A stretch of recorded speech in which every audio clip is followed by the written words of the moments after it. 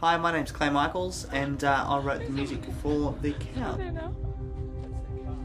Oh my God, he's alive!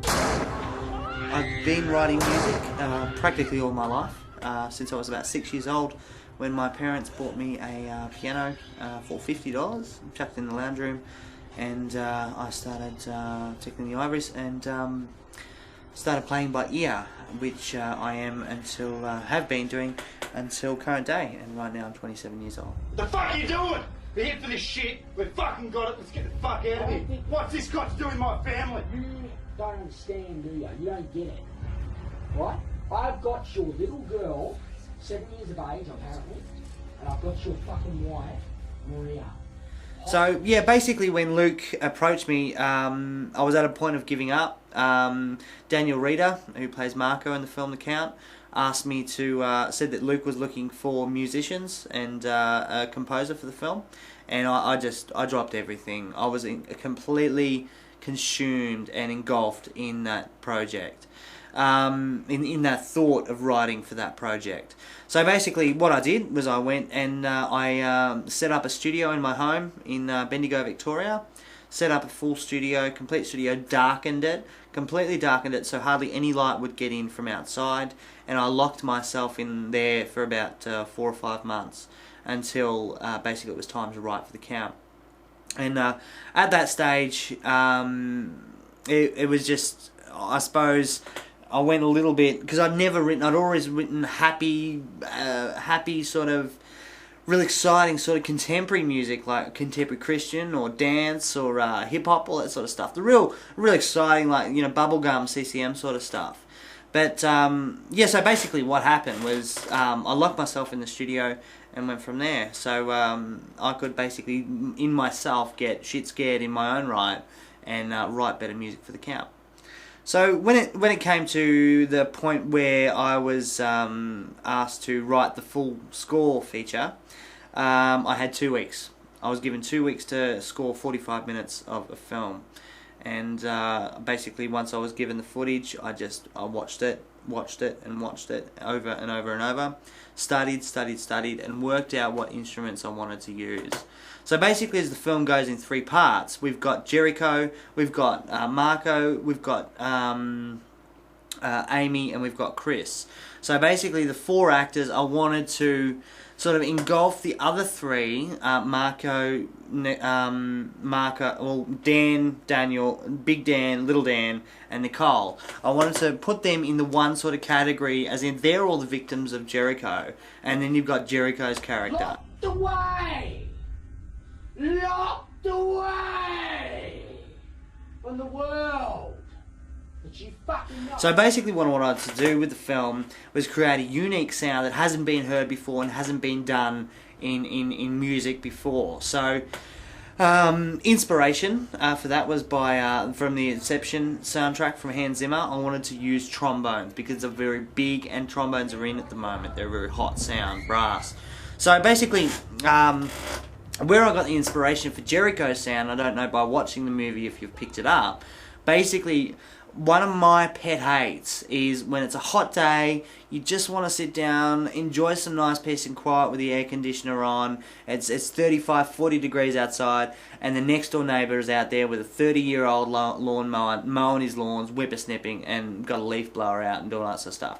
And just that droning, that real drone, that real just eats into you, gets into you, it just really gets into you. So what I wanted to do is create that for Jericho.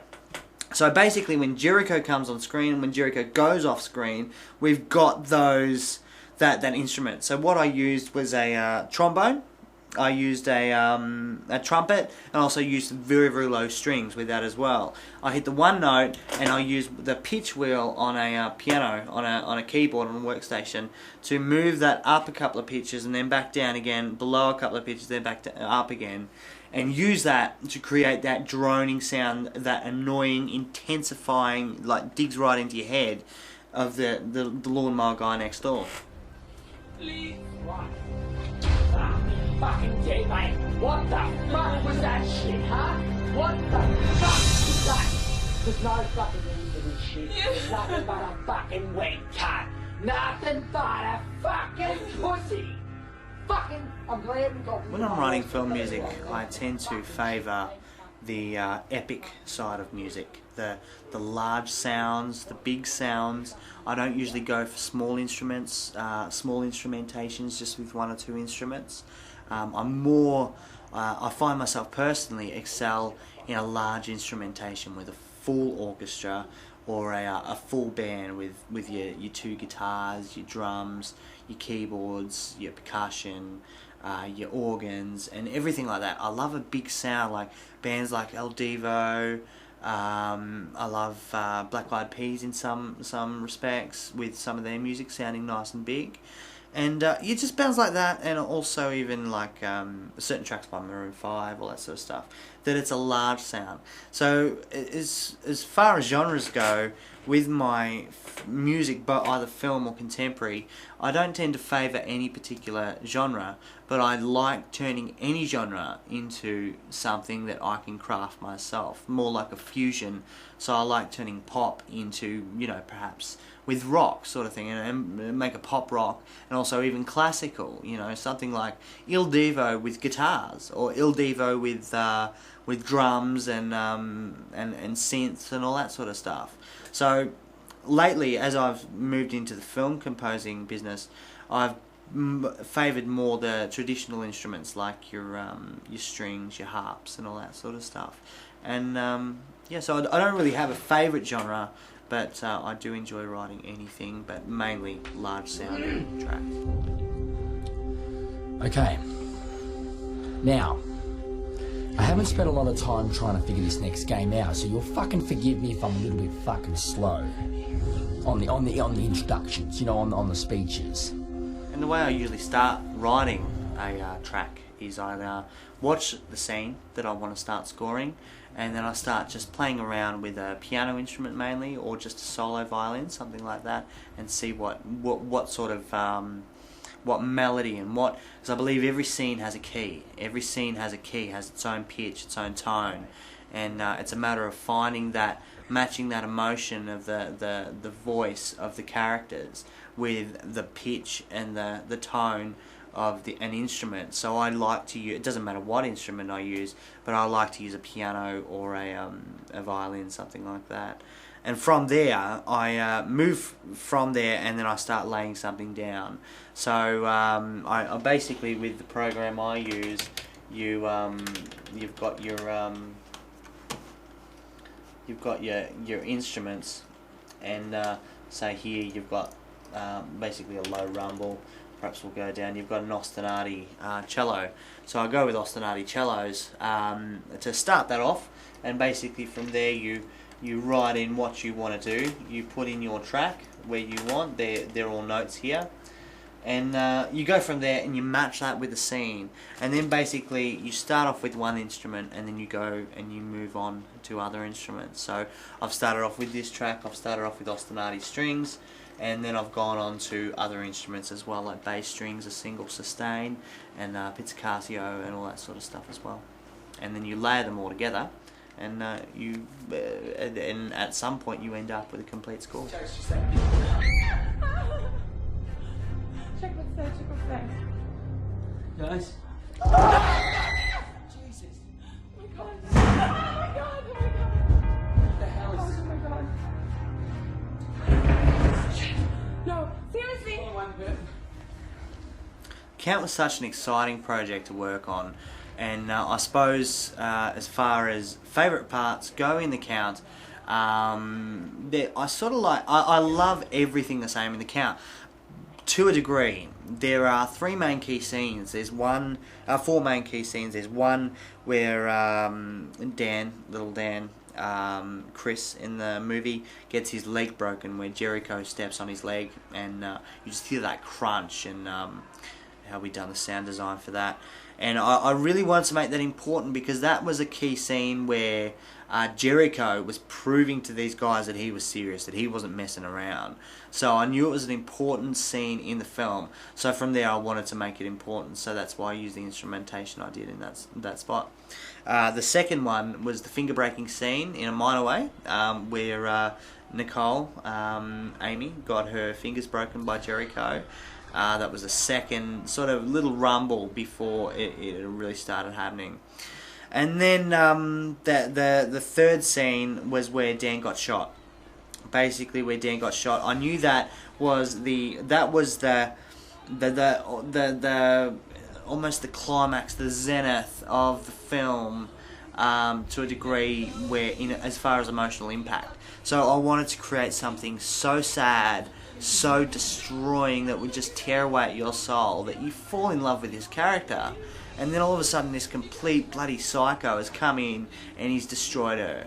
He's destroyed him. He's completely destroyed him, and he's destroyed his partner, Amy, in the process. So, and then the fourth scene was the coffee table scene. I just really love the fact that it was the last piece of the movie, last piece of the puzzle. It was leading up to the surprise end where it just cuts to the blue screen, end of tape, and you're just not expecting it. And I really wanted to get people so high, just really raise their spirits up. And to a point where, you know, you're just right in the moment, you're thinking, that's it, Marco's going to kick his ass, you know, and Amy's going to walk, Marco's going to walk, and Jericho's just going to get stuffed up. It doesn't happen. It just cuts to the blue screen, and that's what I love about that scene, is because you can leave people on and then just leave them hanging on a string. 10, 9, 8, 7, 6, 5, 4, 3, 2, 1. Amy. What was that? Amy, huh? No, I did Was that Amy? say Did I fucking hear you say Amy? Did I fucking hear you say her? Usually when I write music for film, I don't usually run into much trouble, but usually in every film there's something that I just cannot get over, that I find hard to get over, and it's just sort of like a stumbling block in every film that I find that I just can't, I just can't get straight away inspired and encouraged to work on the project. But with The Count, I found the whole process just flowed from my mind. Because I'd spent the time to actually invest in getting in a dark studio, sending myself crazy, scaring the absolute hell out of myself, I found that I was prime and I was ripe enough to score for The Count. So as far as challenges go and all that, I didn't really have any.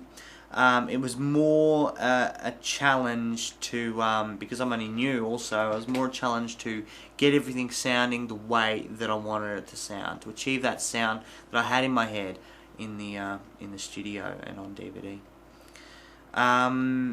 There was certain key scenes in the movie, certain parts of the movie where I wanted to use particular instruments, and I was sitting there thinking, what is so dire? This movie is so dire. What can I use to stress that fact? And you've got Chris, you've got Amy, and they're both stuffed. They are both stuffed from day one, from the first moment of the film. They're both stuffed. You know it. It's going to happen. So what I wanted to do is I love a song by Metallica, For Whom the Bell Tolls, and I love that sort of stuff.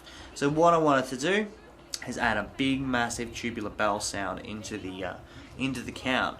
So in certain scenes where Dan's about to get, something's about to happen, where Chris is about to get his leg broken, or Amy's about to get her fingers cut, or they're going to die, or something like that, I wanted to introduce that bell sound, so For Whom the Bell Tolls, to give the story away subtly, only a moment before it actually happens. Okay, baby, we need to get to the car. We need to get out of here. We need to get out of here. She's Yeah. on.